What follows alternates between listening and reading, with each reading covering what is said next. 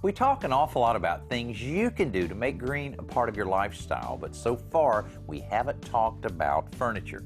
I'm not suggesting that you replace your bed or couch with a hammock made from organically grown hemp, but there really is such a thing as eco-furniture that uses wood from sustainable forestry and has the certification proving it. It's also furniture made from reclaimed lumber harvested from old bridges, old buildings, decks, and even old school bleachers. Some wood is even being salvaged from river and lake bottoms where logs sank over 100 years ago as they were being floated to lumber mills. The green even extends into the feel of sofas and pillows. You can now purchase products that use a soy-based filler, so no off-gassing of volatile organic compounds is taking place years after you purchase your furniture. So the next time you go looking for a new recliner or daybed, no matter what your color scheme is, go green.